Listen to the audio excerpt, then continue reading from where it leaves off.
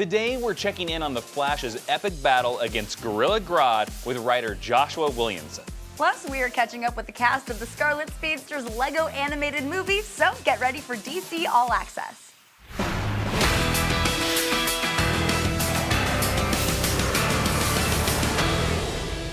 Hey guys, I'm Jason Inman. And I'm Whitney Moore. We investigated a disturbance in the Speed Force and discovered all the latest DC news.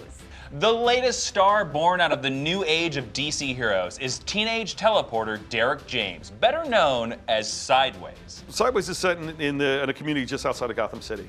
The story itself is really coming out of metal in a strange way.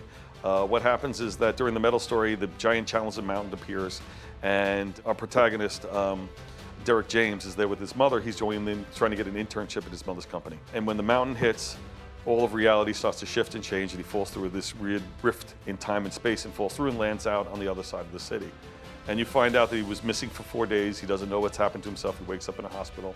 And lo and behold, when he wakes up, he's discovered he has a power to be able to open up rips in time and space and be able to step through them into another place, basically to jump through matter, so to speak. But he realizes that the power comes with a consequence, and these rifts are actually causing problems in reality. So people are hunting him because he's creating them, and things start to come through after him. You're going to see a lot of stuff happening here, and we have a storyline that takes place with Derek where he goes into the dark multiverse. And because we're going into the dark multiverse and the twists and turns and the characters he meets in the dark multiverse, I'm bringing on Grant Morrison to be my co-writer at that time. Some of these characters are Grant's creations, so I wanted him involved, and nobody gets into crazy spaces as well as Grant does, so anything I could do to help elevate the material and grow it bigger, we'll pull it in, because I love this character in the process. And me personally, I love the collaborative process of comics. The new age of heroes represents the future of DC, so dive into another dimension with issue #1 of Sideways today. The Chinese Man of Steel is soaring into a new chapter in his superhero career in New Superman and the Justice League of China. Kong Kenan has joined forces with the mightiest heroes of the Far East, including Chinese versions of Batman, Wonder Woman, and The Flash. And now, the Aquaman of North Korea is ready to send waves to the superhero community. The Justice League of China is here to stay, so grab a copy of issue 20 starting today. The evil Batmen are on a raging warpath of total annihilation in Dark Knight's Rising: The Wild Hunt. The Flash, Cyborg, Raven, and my personal favorite, Detective Chimp, are racing through the dark multiverse to save humanity, but the Nightmare Batman will do anything to destroy them. This one-shot also features the return of the Metal Men, so don't miss Dark Knight's Rising: The Wild Hunt this week. You can finally schedule that Justice League viewing party you've been planning because the movie is out now on VOD. The formation of the greatest super team in comics is a pivotal moment for the future of DC films, and the scene where Superman battles the Flash in hyperspeed is begging for repeat viewing. You can relive the birth of the Justice League in all its cinematic glory right now. The latest adventure for the DC superhero girls is the perfect Valentine's Day read called Date with Disaster.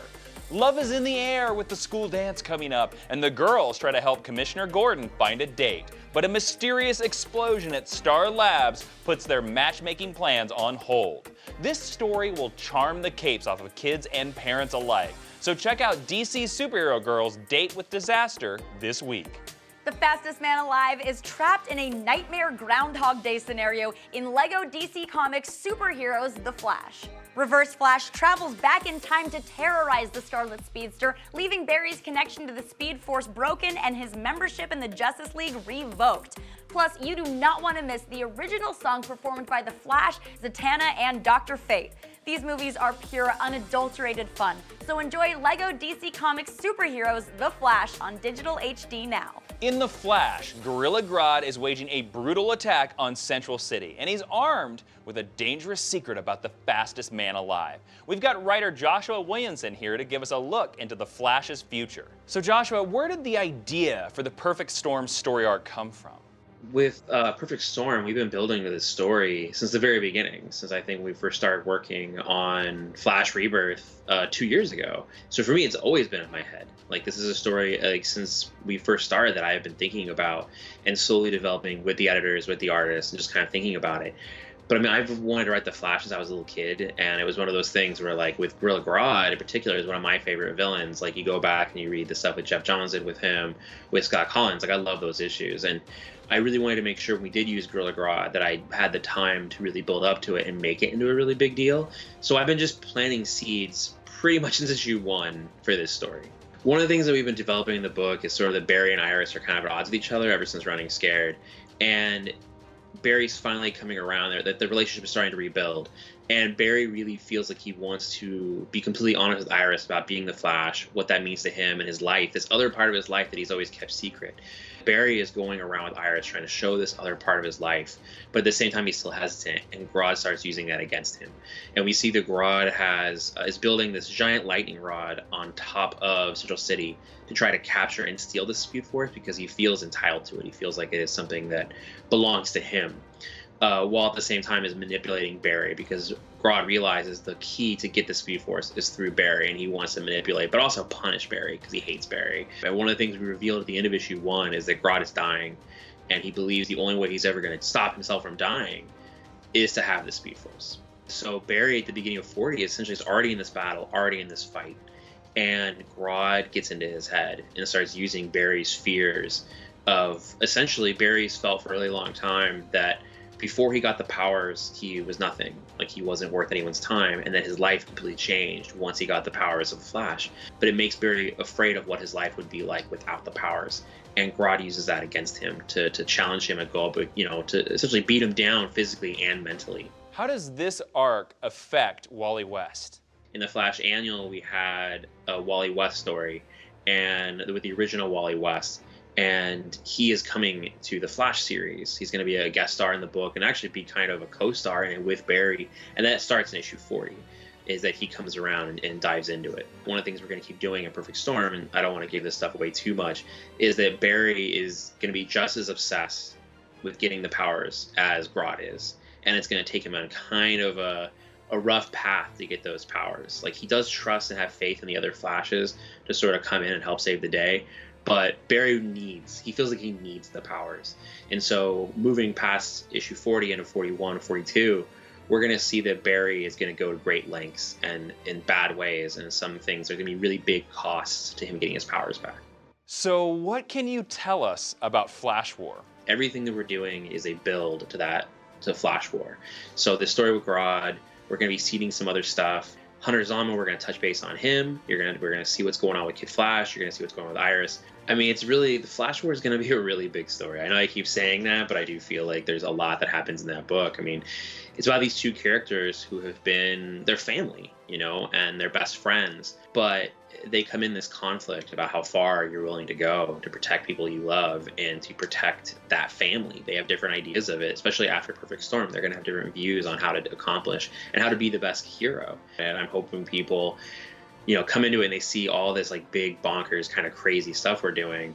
And it's really the beginning to me. Flash War isn't like the end of our story. I think Flash War is really the beginning of a new Flash era that we're building. And it's going to be a really big like opening act of a really big Flash story and really DC Comics story that's happening over the next 2 years. The Flash number 40 is out today, and here's the full lineup of DC titles you can pick up this week.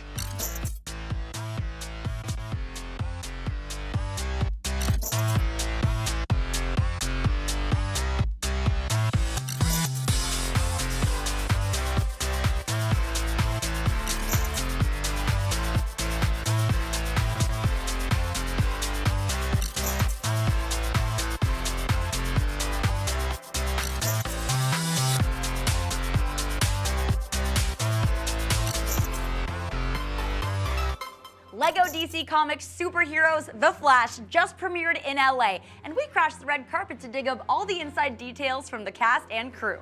But first, check out this exclusive clip.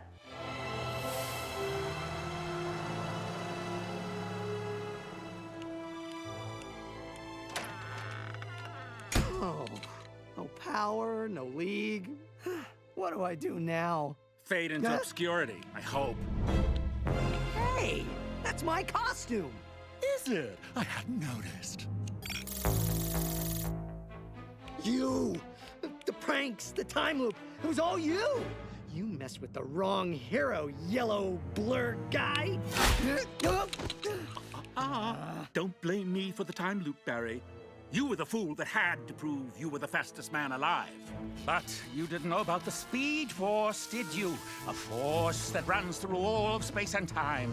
Every time you chased me into the Speedway, I led you backwards in time to relive the same day over and over. And while you were stuck in your time loop, I turned everyone against you, and it tricked you into severing your Speed Force power.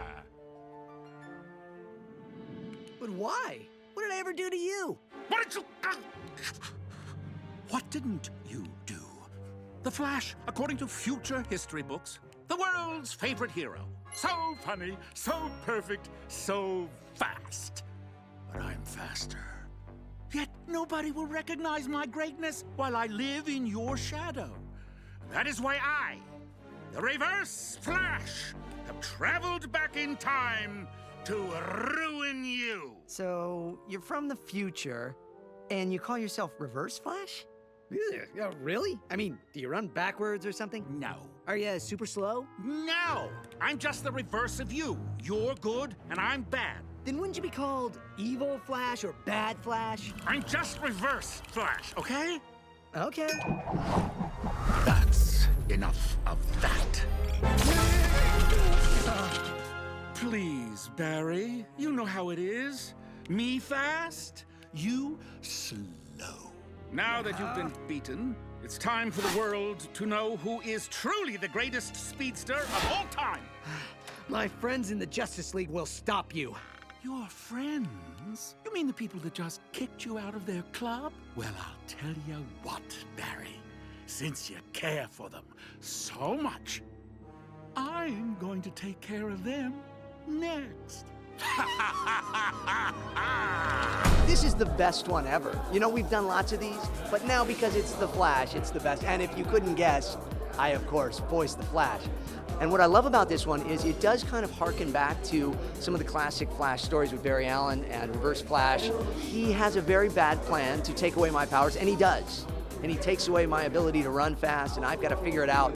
And it involves magic and just a lot of really fun things, but also in the end, I think we know what will happen, right? But I hope. He hates the Flash with, an unholy passion. And so his job is not just to ruin the Flash or like take away his powers or make him, feel weak, is to humiliate him, like to ruin him as a person. Plus, it's voiced by Dwight Schultz, who's Mad Dog Murdoch from the A-Team, and anybody that is my age loves the A-Team. So that to me was like everything. What's really interesting to me as a comic book guy from way back is them introducing the concepts that we all sort of, take for granted. Like at one point Flash has to vibrate through a door. He's been doing that since 1972. But we realized that's not a given. Just because you can run fast doesn't mean you can vibrate through stuff. So they introduced that concept. It's like, oh wow, there's space between the atoms. And the atom introduced, I'm like, oh, right. Yeah, I mean, because, I don't know, comic book people just assume everything that they know is what everybody else knows. And why are you saying that again? Everybody already knows that. Batman is just Batman. His favorite colors are black and black. Batman believes in structure. Batman believes in rules. Flash kind of wants to play outside those rules. So Batman kind of teaches him a little bit of a lesson, and he fires him. But this is the one where we really learn that the Flash is a key part of the Justice League. I play Wonder Woman. She talks like this. She's very into truth and justice. And I also play Lois Lane, who's a little bit more like that. She's doing what you're doing with her little microphone all the time.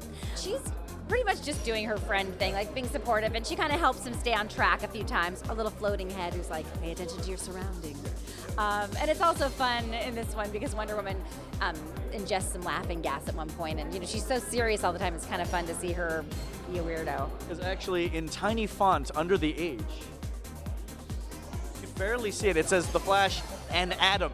This is actually secretly my movie, but James Arnold Taylor, we like to, he's a good guy, and I thought he deserved a break, so we said, just call it The Flash. And it's actually his kind of first day on the job. They kind of recruit him to be part of the team. And he's like, whoa, does this happen on a daily basis? Is it always this bad? I don't know if I want to be affiliated with these guys. I had a chance to watch it beforehand, and I got to tell you, it's This easily could have been in movie theaters. Where else can you get Legos, superheroes, and a musical number by Kevin Michael Richardson? Nowhere. And I wrote the lyrics, and the composer wrote the music, and it was just, it dovetailed into this thing where I was like, well, Dr. Fate, maybe he should be like Barry White, and then it was like, yeah, we should do, you know, and I just can't believe they let us do it. Like, I feel like we stuck something in, you know, and to see Dr. Fate in a way that no one's ever seen him, and just have this whole kind of musical number was just, it was the best. Run, panel of the week, run!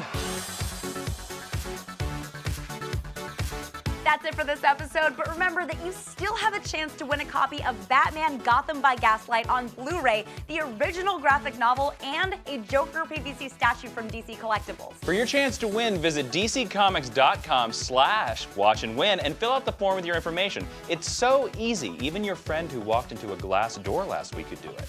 It was really clean looking glass. I really think you should check your eyes. Good luck, and we'll see you tomorrow. Bye, Super Friends.